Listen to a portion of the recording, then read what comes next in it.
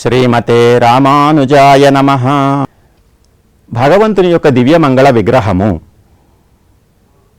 భగవంతుని శరీరము దివ్యమైనటువంటిది, మంగళకరమైనటువంటిది. భగవంతునికి శరీరమే లేదు అనేటువంటి వాదం ఉన్నది. సర్వత్రా ఉండేటువంటి భగవంతుడికి శరీరమేమిటి అని. కానీ భగవంతుని యొక్క శరీరము సామాన్య చేతనుల యొక్క శరీరము వంటి శరీరము కాదు. ఇది ప్రాకృతికమైనటువంటి శరీరము, చేతనుల యొక్క శరీరము, పంచభూతములతో ఏర్పడినటువంటి శరీరము, ఏకరూపముగా ఎల్లప్పుడూ ఒకే విధముగా ఉండేటువంటి శరీరం కలిగినటువంటి వాడు భగవంతుడు అంటూ భగవంతునికి శరీరం ఉన్నది.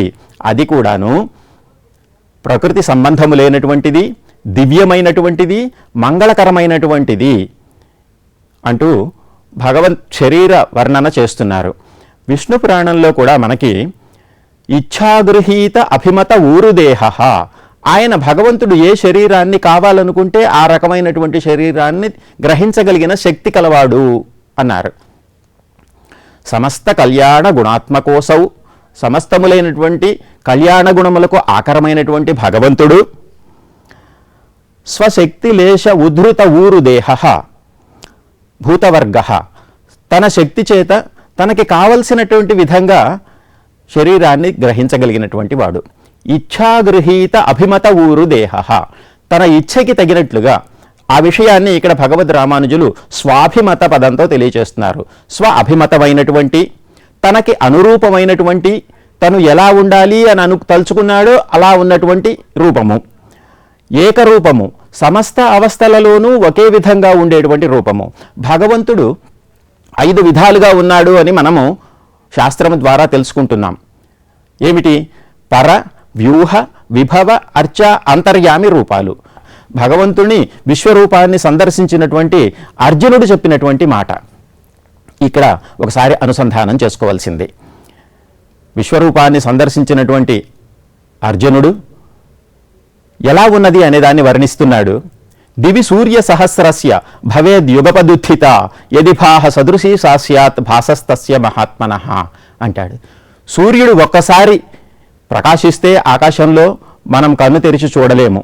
అటువంటిది 1000 సూర్యులు ఒక్కసారి ఉదయిస్తే, ఒక్కసారి ప్రకాశిస్తే ఎంత వెలుగు ఉంటుందో అంతకంటే ఎక్కువ వెలుగు కలిగినటువంటి వాడు భగవంతుడు అంటూ భగవంతుని యొక్క విశ్వరూపాన్ని సాక్షాత్ దివ్య చక్షువులతో సందర్శించినటువంటి భగవద్ అనుగ్రహ పాత్రుడైనటువంటి అర్జునుడు చెప్పినటువంటి మాట భగవంతుని యొక్క దివ్యమంగళ విగ్రహ శోభని మనకి భగవద్గీత రూపంలో ఈ వచనంలో మనకి ప్రతిపాదిస్తోంది. కాబట్టి భగవంతుని యొక్క దివ్య మంగళ విగ్రహము ఏ విధంగా ఉన్నది అనే విషయాన్ని ఈ చూర్ణికలో అభివర్ణన చేశారు. ఈ విధంగా స్వయం ప్రకాశమానమైనటువంటి గుణాలతో కలిగినటువంటి దివ్యమంగళ విగ్రహం ఇంకా కూడా అభివర్ణితమవుతోంది. సౌందర్య సౌగంధ్య సౌకుమార్య లావణ్య యవ్వనాద్యనంత గుణనిధి దివ్య రూప అని. భగవంతునికి ఉన్నటువంటి శరీర శోభ, సౌందర్యం ఎటువంటిది అంటే నిరతిశయ ఔజ్వల్యం కలిగినటువంటిది. తన ప్రకాశము వలె ఏ రకమైన ప్రకాశము లేదు, తనకు సమానమైనటువంటి సౌందర్యం ఎక్కడా లేదు అని అర్థం. సౌందర్యము అంటే అవయవ శోభ, కన్నులు బాగున్నాయి, ముఖమండలం బాగుంది, చేతులు బాగున్నాయి, కాళ్ళు బాగున్నాయి, శరీర సౌష్ఠవం బాగుంది అని చెప్తామే. ఈ విధంగా శరీర అవయవముల యొక్క శోభని సౌందర్యము అంటారు. అట్లాగే సౌగంధ్యము, శరీరము యొక్క గంధము, సహజ సిద్ధమైనటువంటి పరిమళము భగవంతుని యొక్క దివ్యమంగళ విగ్రహాన్ని తెలియచేస్తూ ఉంటుంది. అలాగే సౌకుమార్యము, చాలా సుకుమారంగా ఉన్నట్లుగా ఉంటుంది చూడటానికి. మహామహులైనటువంటి మౌలుల్ని కూడా తుది ముట్టించగలిగినటువంటి శక్తి కలిగినటువంటి దివ్యమంగళ విగ్రహము చూపురులకి, ఆశ్రితులకి సుకుమారంగా కనిపిస్తుంది. అలాగే లావణ్యం కలిగినటువంటి వాడు భగవంతుడు. లావణ్యము అంటే సముదాయ శోభ అన్నారు. సౌందర్యము అంటే ఒక్కొక్క అవయవమునందు ఉన్నటువంటి అందాన్ని సౌందర్యము అంటాము. అన్ని అవయవముల యందు కలిపి సామూహికంగా చూడగానే అందంగా కనపడేటువంటి స్వభావాన్ని లావణ్యము అంటాము. అటువంటి లావణ్యము కలిగినటువంటి వాడు. అలాగే యవ్వనము కలిగినటువంటి వాడు. యవ్వనము అంటే ఒకే విధంగా ఉండటము. త్రిదశులు అని దేవతలకి పేరు. 30 సంవత్సరాల వయసే ఉంటుంది వారికి, 31వ సంవత్సరమే రాదు ఎప్పుడూను. వాళ్ళు ఉన్నంతకాలము వారి వయసు ఎప్పుడూ 30 సంవత్సరాల వయసు ఉన్నట్లే ఉంటుంది. అంటే ఒక వ్యక్తికి 25 సంవత్సరాల నుంచి 30 సంవత్సరాలకు వరకు ఉండేటువంటి శరీర దార్ఢ్యం కానీ ఉత్సాహం కానీ తరువాత ఎప్పుడూ ఉండవు. దాన్నే యవ్వనం అంటారు. భగవంతునికి నిరంతరము యవ్వన స్థితే తప్పిస్తే ఆయనకి బాల్యమనో వార్ధకమనో ఇతరములైనటువంటి ఏ రకములైన పరిణామములు లేవు అని యవ్వనము మొదలైనటువంటి అనంతములైనటువంటి గుణగణములకు మహోదధి మహార్ణవమైనటువంటి వాడు అంటూ స్వాభిమతానురూపైక రూపా చింత్య దివ్యాద్భుత నిత్య నిరవధ్య నిరతిశయ ఔజ్వల్య సౌందర్య సౌగంధ్య సౌకుమార్య లావణ్య యవ్వనాద్యనంత గుణనిధి దివ్య రూపా అంటూ భగవంతుని యొక్క దివ్య మంగళ విగ్రహాన్ని ఈ చూర్ణికలో అభివర్ణన చేశారు. ఇంతకుముందు స్వరూపాన్ని అభివర్ణన చేశారు, ఇప్పుడు రూపాన్ని అభివర్ణన చేశారు, ఇక పైన గుణములను అభివర్ణన చేస్తున్నారు. గుణములు అంటే భగవంతుని యొక్క శరీరగతములైనటువంటి అనేకములైనటువంటి గుణములు, భగవంతుని ప్రకాశింపచేసేటువంటి గుణములు, భగవంతుని మనము ఆశ్రయించాలి అనేందుకు ఉపకరించేటువంటి గుణములు కొన్ని, భగవంతుని మనము ఆశ్రయించిన తరువాత మన శరణాగతుని యొక్క ప్రయోజనాన్ని చేకూర్చేటువంటి గుణములు కొన్ని. వీటిని కార్యాపాదక గుణములు, ఆశ్రయణ సౌకర్యాపాదక గుణములు అని వ్యవహరిస్తారు. భగవంతునికి జ్ఞానశక్తి బలైశ్వర్య వీర్య తేజస్సులు అనేటువంటి షడ్గుణాలు ఉన్నాయి అన్నారు. వాటిని వర్ణన చేస్తున్నారు. వాటిని మళ్ళీ ఇంకొక 12 గుణములతో వివరిస్తున్నారు ఈ చూర్ణిక యందు. స్వాభావిక అనవధికాతిశయ జ్ఞాన బలైశ్వర్య వీర్య శక్తి తేజస్సౌశీల్య వాత్సల్య సౌహార్ద సామ్య కారుణ్య మాధుర్య గాంభీర్య ఔదార్య చాతుర్య స్థైర్య ధైర్య శౌర్య పరాక్రమ సత్యకామ సత్య సంకల్ప కృతిత్వ కృతజ్ఞతాద్య సంఖ్యేయ కళ్యాణ గుణగణౌఘ మహార్ణవ అంటూ సంబోధన వాక్యంతో భగవంతుని యొక్క గుణగణాలని అభివర్ణన చేస్తున్నారు. భగవంతుని గుణములు స్వాభావికములు, అవి వేరే దేని వలన కలిగినటువంటివి కావు. అనవధికములు, అతిశయితములు అయినటువంటి జ్ఞాన బల ఐశ్వర్య వీర్య శక్తి తేజస్సులు అనేటువంటి 6 గుణములు కలిగినటువంటి వాడు. షాడ్గుణ్య పూర్తిని ఇక్కడ తెలియజేస్తున్నారు. జ్ఞానము అంటే సమస్త వస్తు సాక్షాత్కారం, ఉన్న చోటే అన్ని వస్తువులని తెలుసుకోగలగటం భగవంతునికి జ్ఞానము అనబడుతుంది. ఆ జ్ఞానమే భగవంతునికి స్వరూపంగా ఉన్నది అని జ్ఞానాత్మ, జ్ఞానము గుణముగా కలిగినటువంటి ఆత్మ జ్ఞానమే స్వరూపంగా కలిగినటువంటిది అని అభివర్ణన చేశారు. భగవంతునికి జ్ఞానమున్నది అంటామా, జ్ఞానమే భగవంతుడు అంటామా అంటే 2 రకాలు సరి. జ్ఞానమే భగవంతుడు అనేటువంటి మాటే సరి అన్నారు.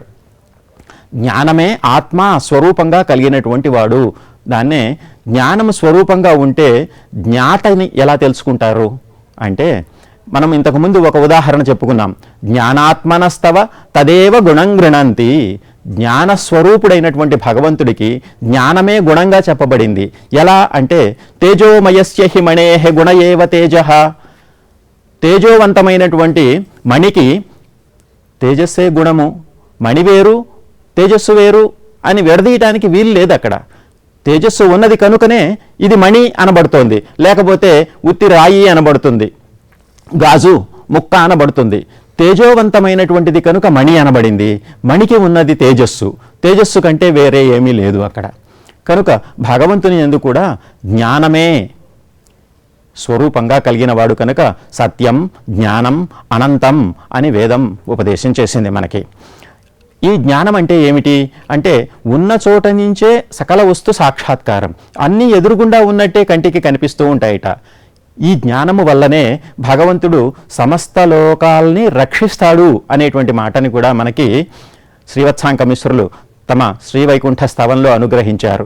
జ్ఞానాత్మనస్తవ తదేవ గుణం గృణంతి తేజోమయస్య హి మణేః గుణ ఏవ తేజః తేనైవ విశ్వం అపరోక్షముదీక్షసే త్వం. ఈ జ్ఞానం చేతనే సమస్త విశ్వాన్ని ప్రత్యక్షంగా భాషిస్తున్నట్లుగా చూస్తున్నావు నువ్వు అని.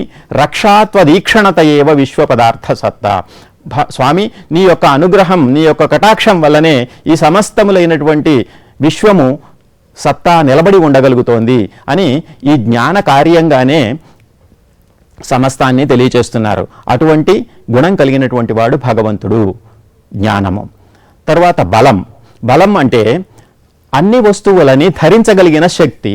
బలము అంటే భగవంతుడు సమస్త విశ్వాన్ని తన యందు ఉంచుకుని రక్షిస్తున్నాడు కాబట్టి సమస్త విశ్వాన్ని ధరించగలగటం భగవంతునికి బలం అని తెలియజేయబడుతుంది. కానీ సమస్త వస్తువులని తన యందు ఉంచుకున్నట్టుగా మనం ఎక్కడా ఎప్పుడు చూడలేం, వింటుంటాం అంతే. కానీ కూర్మావతారంలో భగవంతుడు మంథర పర్వతాన్ని తన భుజం మీద, వీపు మీద మోసినట్లుగాను, వరాహావతారంలో సమస్తమైనటువంటి భూమండలాన్ని తన కోరలతో పైకి ఉద్ధరించినట్లుగాను, కృష్ణావతారంలో చిన్న బాలుడుగా ఉండి చిటికెన వేలు మీద గోవర్ధన పర్వతాన్ని ధరించినట్లుగాను మనము పురాణముల ద్వారా, ఇతిహాసము ద్వారా తెలుసుకుంటున్నాం. కాబట్టి ఇదంతా భగవంతుడు సమస్తమైనటువంటి విశ్వాన్ని తాను ధరిస్తాడు అనేటువంటి చెప్పడానికి ఒక చిన్న మచ్చు, తునక లాంటిదనమాట. దీనికి బలము అని పేరు. తర్వాత ఐశ్వర్యం అనేటువంటి గుణం.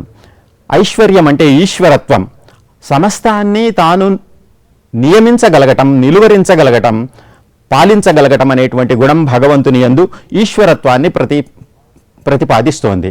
వేదం కూడా మనకి తమీశ్వరాణం పరమం మహేశ్వరం తం దైవతానాం పరమంచ దైవతం అంటూ దేవాధిదేవునిగా భగవంతుని సర్వేశ్వరునిగా, సర్వలోకేశ్వరునిగా అభివర్ణన చేస్తుంది. తర్వాత వీర్యము. వీర్యము అంటే సమస్త క్రియలని నిర్వహించగలగటం. శక్తి. శక్తి అంటే ఇతరులు చేయలేనటువంటి దాన్ని తాను చేయగలగటం. అఘటిత ఘటనా సామర్థ్యం అన్నారు దీన్ని. ఏదైనా కుదరదు అంటే అది భగవంతుని యందు కుదురుతుంది. ఆలి నిలయాయ్ అని ఆండాళ్ తయారు మనకి ఈ విషయాన్ని తెలియచేసింది. సమస్త విశ్వాన్ని తాను సంహరించి తన యందు ఉంచుకొని ఒక చిన్న బాలునిగా ఒక మర్రి ఆకు మీద తేలుతూ సముద్రంలో ప్రళయార్ణవంలో శయనించి ఉన్నాడు స్వామి అంటే అది సామాన్యులు చేయగలిగినటువంటి పనా? ఇతరులు చేయలేనటువంటి దాన్ని తాను చేయటాన్నే శక్తి అంటారు. తర్వాత తేజస్సు. తేజస్సు అంటే పరాభిభవన సామర్థ్యం. ఈ విధంగా జ్ఞాన, శక్తి, బలైశ్వర్య, వీర్య, తేజస్సులు అనేటువంటి 6 కళ్యాణ గుణములు భగవంతుని యందు వర్ణితములు. ఈ 6 గుణములను ఇంకొక 12 గుణాలతో వివరిస్తున్నారు. సౌశీల్య, వాత్సల్య, మార్దవ, ఆర్జవ, సౌహార్ద, సామ్య, కారుణ్య, మాధుర్య, గాంభీర్య, ఔదార్య, చాతుర్య, స్థైర్య, ధైర్య, శౌర్య, పరాక్రమ, సత్యకామ, సత్యసంకల్ప, కృతిత్వ, కృతజ్ఞతాది రూపములుగా. ఇందులో ఈ 6 గుణములను సౌశీల్యాదులు అభివర్ణన చేస్తున్నాయి, విశ్లేషిస్తున్నాయి అన్నారు. సౌశీల్యము అంటే మహతో మందై సహ నిరంధ్రేణ సంశ్లేష అన్నారు. తక్కువ వారితో కూడా తాను కలిసి మెలిసి తిరగగలిగినటువంటి గొప్పతనం, దాన్ని సౌశీల్యము అంటారు. చక్కటి స్వభావము. నేను గొప్పవాడను, ఇతరులు తక్కువవారు అనేటువంటి భేదాన్ని చూడకుండా తక్కువ వారు తనను ఆశ్రయించినటువంటి వారందరినీ రక్షించడం కోసం వారిలో ఒకరుగా మెలగటాన్ని సౌశీల్యము అన్నారు. అట్లాగే వాత్సల్యం అనేటువంటి గుణము భగవంతునికి ఉన్నది. వాత్సల్యము అంటే వత్స యొక్క భావం, వత్సయందు గోవుకు ఉన్నటువంటి భావము. వత్స అంటే ఆవుదూడ. ఆవుదూడకి తల్లి ప్రేమ వంటిది అని. ఆవుదూడ విషయంలో తల్లి ఎంతటి ప్రేమతో ఉంటుందో భగవంతుడు ఆశ్రితుల విషయంలో అంత ప్రేమని కలిగి ఉంటాడు. దీన్ని వాత్సల్యము అంటారు. అంటే ఇతరుల యొక్క దోషాలని పరిగణించకుండా ఉండటం. ఆశ్రితులైనటువంటి వారి యందు ఉన్నటువంటి దోషములను ఆశ్రయణ సమయంలో, తాను రక్షించవలసినటువంటి సమయంలో పరిగణించకుండా ఉంది. ఈ దోషాలు ఉన్నాయి కాబట్టి నిన్ను నేను రక్షించను అనకుండా ఉండటాన్ని వాత్సల్యము అన్నారు. అప్పుడే పుట్టినటువంటి లేగ దూడకి ఒంటి నిండా మలినం ఉంటుంది. ఆ మలినాన్ని ఆవు తానే పరిశుభ్రం చేస్తుంది, భోగ్యంగా దాన్ని స్వీకరిస్తుంది, తాను తన నోటితో దాన్ని తీసుకుంటుంది. దీన్ని ఇతరులు ఎవ్వరూ చేయలేని పని. తన బిడ్డ విషయంలో తల్లికి ఉన్నటువంటి ప్రీతి ఇంతకు మించి ఇంకో మాటలతో చెప్పలేక, భగవంతునికి ఉన్నటువంటి ప్రీతి భక్తుల యందు ఆవుకి దూడ విషయంలో ఉన్న భావము అన్నారు. వత్సలస్య, వత్సల అంటే గోవు, వత్సం లాతీతి వత్సల, తన దూడను తను కాపాడేటువంటి స్వభావం కన్న ఆవుకి, దానికి ఉన్నటువంటి ప్రేమాతిశయాన్ని భగవంతుని యందు ఉన్నట్లుగా భావించి వాత్సల్యము భగవంతునికి ఉన్నది అని వివరణ చేస్తున్నారు. ఇంత గొప్ప అభివర్ణన ఇంకెక్కడా ఉండదన్నమాట. దీన్ని రెండు రకాలుగా అభివర్ణన చేశారు. భగవంతుడు ఏమిటండి, భక్తుల యొక్క దోషాలను స్వీకరించటం ఏమిటి? భక్తుల దోషాలు ఉన్నా లెక్క చేయడు, ఉపేక్షిస్తాడు, వాటిని రక్షించే సమయంలో పట్టించుకోకుండా ఉంటాడు అని వాత్సల్య శబ్దానికి పూర్వాచార్యులు కొందరు అభిప్రాయపడ్డారు. కొందరు దోషాలనే భోగ్యంగా స్వీకరిస్తాడు, ఎందుకని తనవాడు అంటూ అయిన తర్వాత తనవాడిలో ఉన్నటువంటి దోషాలని తాను పరిగణించకుండా వాటినే భోగ్యంగా స్వీకరిస్తాడు అని ఇంకా కొంచెం ముందుకు వెళ్ళి వాత్సల్య అతిశయాన్ని నిరూపించారు. అట్లాగే మార్దవం కలిగినటువంటి వాడు, భగవంతుడు మృదు స్వభావుడు, అలాగే ఆర్జవం రుజుస్వభావం కలిగినటువంటి వాడు, అంటే త్రికరణముల యందు ఒకే రకమైనటువంటి ప్రవృత్తి కలిగి ఉండటం, మాటలతో ఒకటి చెప్తూ చేతలతో ఒకటి చేస్తూ మనసులో ఒకటి ఆలోచించటం కాకుండా మనసులో తలిచిన దాన్నే మాటలతో చెప్పటం, మాటలతో చెప్పిందే చేతలతో చేయటం, దీన్నే మనోవాక్కాయముల యందు ఏకరూపముగా ఉండటము అంటారు. దీన్నే మంచి అనేటువంటి పేరుతో చెప్పారు. ఇలా లేకపోవటమే చెడు అన్నారు, అంతే. మనోవాక్కాయముల యందు ఏకరూపముగా ఉండటాన్ని గుణంగాను, ఉండకపోవటాన్ని దోషంగాను తెలియజేస్తున్నారు. సుహృద్భావం, తనని ఆశ్రయించేటువంటి వారి విషయంలో స్నేహభావం కలిగినటువంటి వాడు, ఎవరు ఆశ్రయిస్తున్నారు అని చూడకుండా రక్షించేటువంటి స్వభావం కలిగిన వాడు, అందుచేత సౌహార్దము. సామ్యము, వారి యొక్క జాతి భేదాన్ని కానీ వయోభేదాన్ని కానీ ఏ రకమైనటువంటి దోషాలని చూడకుండా, భేదాలని చూడకుండా రక్షించేటువంటి గుణాన్ని సామ్యము అన్నాం. కారుణ్యము, కారుణ్యము అంటే భగవంతుడు ఆశ్రితుల పట్ల ఉండేటువంటి ఒక భావన ఇది. వారి దుఃఖాన్ని చూసి తాను కూడా దుఃఖించటం అన్నారు. పరదుఃఖ దుఃఖిత్వం కారుణ్యం అన్నారు. పరదుఃఖ అసహిష్ణుత్వం కారుణ్యం అన్నారు. భగవంతుడు దుఃఖించటం ఏమిటండి? ఆనంద స్వరూపుడైనటువంటి భగవంతుడు దుఃఖించటం అనేటువంటిది లేదు. అందుచేత ఇతరుల యొక్క దుఃఖాలని, తనని ఆశ్రయించినటువంటి వారి దుఃఖాలని తాను సహించలేకపోవటం అనే మాటతో ఒకరు వ్యాఖ్యానం చేస్తే, ఆశ్రయించినటువంటి వారి దుఃఖాలను చూసి తాను దుఃఖపడుతున్నాడు అంటే ఇది భగవంతుని యొక్క గుణాతిశయాన్ని తెలియచేస్తోంది. దుఃఖం అనేదే లేనటువంటి భగవంతుడు కూడా ఇతరుల దుఃఖాన్ని చూసి, తనను ఆశ్రయించిన వారు పడుతున్న కష్టాలను చూసి కష్టపడుతున్నాడు అన్నారు. రామాయణంలో ఈ వృత్తాంతం మనకు కనపడుతుంది. రామచంద్రుడు అరణ్యవాసం చేస్తున్నప్పుడు ఏహి పశ్య శరీరాణి అంటూ మునులంతా వచ్చి మా శరీరాలను చూడండి అని రాక్షసులందరూ తమని బాధించి హింసించినటువంటి ఈ శరీరాలను చూపిస్తూ ఉంటే భగవంతుడు కూడా, రామచంద్రుడు బాధపడ్డాట. అయ్యో మీకింత కష్టం వచ్చిందా, నేనుండగా కూడా, సర్వరక్షకుడైనటువంటి నేను ఉండగా కూడా నన్ను ఆశ్రయించినటువంటి వారు కష్టపడుతున్నారా అనేటువంటి భావనని పరదుఃఖ దుఃఖిత్వం అంటూ దాన్ని కారుణ్యము అని తెలియజేశారు. అట్లాగే మాధుర్యము, ఆయన యందు మధురత్వం అనేటువంటి గుణమున్నది, గాంభీర్యం అనేటువంటి గుణమున్నది. గాంభీర్యం అంటే భగవంతుని యొక్క మనోవాక్కాయ చేష్టలు ఏవి కూడా బహిర్గతములు కాకుండా ఉండేటువంటి స్వభావం. ఇది చేస్తాడు అనే సంగతి తెలియదు, భగవంతుని మనస్సు యందు ఏమున్నది అనేది ఎవరికీ తెలియదు, దాన్ని గాంభీర్యము అన్నారు. భగవంతుడు చేసే చేష్టితము ఏమిటి అని చేస్తున్నప్పుడు కూడా తెలియదు, చేసేసిన తర్వాత కానీ తెలియదు. అటువంటి గుణాలు కలిగి ఉండటాన్ని గాంభీర్యము అంటారు. అలాగే ఔదార్యము, భగవంతుడు చాలా ఉదారుడైనటువంటి వాడు, ఉదార స్వభావము కలిగినటువంటి వాడు, ఔదార్యము అంటారు దీన్ని. ఔదార్యం అంటే తాను ఇచ్చేటువంటి సందర్భంలో దేన్ని ఇస్తున్నాను అనేటువంటి వస్తువు యొక్క గొప్పతనాన్ని చూడటట. అయ్యో ఇంత వస్తువు వీడికి ఇచ్చేస్తున్నానే అనుకోడుట. ఇచ్చేటప్పుడు తీసుకునేటువంటి వాడి యొక్క తక్కువతనాన్ని చూడటట. ఇంత చిన్నవాడికి ఇంత పెద్ద ఇచ్చేయటమా అని ఆలోచించట. తనని అడిగితే చాలు తాను అన్నిటినీ ఇవ్వగలిగినటువంటి భగవంతుడు అన్నారు. ధర్మాన్ని అడిగినా, అర్థాన్ని అడిగినా, కామాన్ని అడిగినా అన్నిటికీ మోక్షాన్ని చేర్చి ఇచ్చేటువంటి స్వభావం భగవంతుడిది అని.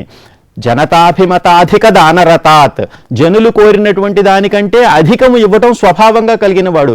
అందుచేత ఉదారత్వం అనేటువంటిది భగవంతుని యందు ఉన్నది అన్నారు. ఒకటి అడిగితే 10 ఇచ్చేటువంటి గుణం. ఇస్తున్నటువంటి వస్తువు యొక్క గొప్పతనాన్ని లెక్క చేయనటువంటి గుణం, తీసుకునేటువంటి దాత యొక్క తక్కువతనాన్ని, ప్రతిగ్రహీత యొక్క తక్కువతనాన్ని లెక్క చేయనటువంటి గుణం. ఇంత చిన్నవాడికి ఇంత వస్తువు ఇచ్చేయటమా? చిన్న పిల్లవాడు అడిగితే మణి ఇచ్చేస్తామా? ఎవరైనా 5 పైసలు ఇస్తాం, 10 పైసలు ఇస్తాం, రూపాయి ఇస్తాం, కానీ తీసుకెళ్ళి ఒక మణి, విలువ కలిగిన మణి వాడి చేతిలో పెట్టేస్తామా? పెట్టము. అది భగవంతుని ఎందుండేటువంటి గొప్పతనంట. భగవంతుడు తీసుకునేటువంటి వాడి గుణాన్ని చూడడు, ఇచ్చేటువంటి వస్తువు యొక్క గొప్పతనాన్ని చూడడు, ఇచ్చేటువంటి వస్తువు యొక్క గొప్పతనాన్ని చూడడు. అది దాతృత్వంలో పరాకాష్ట అని దాన్ని ఔదార్యం అన్నారు. తర్వాత చాతుర్యం కలిగినటువంటి వాడు భగవంతుడు. చతురత, దాన్ని చాకచక్యం అంటారు. చకచక ఆయన ఏం చేస్తున్నాడని గ్రహించేటప్పటికే ఆయన పని పూర్తి అయిపోతుంది. దాన్ని చాకచక్యం, ప్రకాశమానత్వం అంటారు. అలాగే స్థైర్యం కలిగినటువంటి వాడు స్థిరంగా ఉంటాడు. తను రక్షిస్తాను అన్నాడు అంటే ఇంకా దానికి తిరుగులేదు. తన చెప్పినటువంటి ప్రతిజ్ఞకి భంగం లేకుండా వ్యవహరించడాన్ని స్థైర్యము అంటారు. తర్వాత ధైర్యం కలిగినటువంటి వాడు శత్రువులను నిలువరించవలసినటువంటి సందర్భంలో శంక లేనటువంటి వాడు, జంకు లేనటువంటి వాడు. అట్లాగే శౌర్యము కలిగిన వాడు. శౌర్యం అనేటువంటిది పరుల యొక్క పరపక్షంలో ప్రవేశించేటువంటి సాహసాన్ని శౌర్యము అంటారు. అట్లాగే పరాక్రమము కలిగినటువంటి వాడు. ఈ పరాక్రమం అనేటువంటిది పరపక్షాన్ని నశింపచేయగలిగిన, శత్రుపక్షాన్ని నశింపచేయగలిగిన శక్తి సామర్థ్యాలకి పరాక్రమం అని పేరు. అలాగే సత్యకామ, సత్యసంకల్ప. సత్యకామ అంటే అతని యొక్క కామములు, కోరికలు అన్నీ సత్యములవుతాయి. సత్యమే అతని కోరికగా ఉంటుంది. భగవంతుడు ఇది కావాలి అని కోరుకున్నాడంటే వెంటనే అది సిద్ధిస్తుంది. దాన్ని సత్యకామత్వము అంటారు. సత్య సంకల్పత్వం, స్వామి ఏది సంకల్పిస్తే అది సత్యమైపోతూ ఉంటుంది. ఇటువంటి గుణం కలిగినటువంటి వాడు. ఈ లోకాలన్నింటినీ సృష్టించాలి అని స్వామి అనుకుంటే ఈ లోకాలన్నీ సృష్టించబడతాయి. అదే అనుకున్నటువంటి సంకల్పము సత్యం అవటాన్ని సత్య సంకల్పత్వం అన్నారు. అలాగే కృతిత్వము, కృతజ్ఞత్వము అనేటువంటి 2 గొప్ప గుణములు భగవంతుని యందు ఉన్నట్లుగా చిట్ట చివరిగా అభివర్ణన చేస్తున్నారు. కృతిత్వము అంటే ఇతరులకు ఉపకారం చేయటమే తన యొక్క ప్రయోజనంగా భావిస్తూ ఉండటాన్ని కృతిత్వము అంటారు. కృతజ్ఞత్వము అంటే ఇతరులు చేసినటువంటి ఉపకారాలని తాను మరిచిపోకుండా ఉండటం, నిరంతరము తెలుసుకొని ఉండటాన్ని కృతజ్ఞత్వము. ఈ విధంగా కృతిత్వము, కృతజ్ఞత్వము అనేటువంటి అసంఖ్యేయములైనటువంటి కళ్యాణ గుణములకు సముద్రము వంటివాడు. ప్రవాహానికి ప్రవాహం వెళ్ళి సముద్రంలో చేరినట్లుగా అనంతములైనటువంటి కళ్యాణ గుణములు కూడా భగవంతుని యందు చేరతాయి అంటూ భగవంతుని యొక్క దివ్య మంగళ విగ్రహమును, దివ్య గుణములను ఈ చూర్ణికలలో అభివర్ణన చేశారు. స్వాభావికానవధికాతిశయ జ్ఞాన బలైశ్వర్య వీర్య శక్తి తేజస్సౌశీల్య వాత్సల్యమార్దవార్జవ సౌహార్ద సామ్య కారుణ్య మాధుర్య గాంభీర్య చాతుర్య స్థైర్య ధైర్య శౌర్య పరాక్రమ సత్యకామ సత్య సంకల్ప కృతిత్వ కృతజ్ఞతాద్య సంఖ్యేయ కళ్యాణ గుణగణౌఘ మహార్ణవ అంటూ ఈ సంబోధనలో భగవద్ రామానుజులు భగవంతుని యొక్క దివ్య గుణ అభివర్ణన చేశారు. శ్రీమతే రామానుజాయ నమః.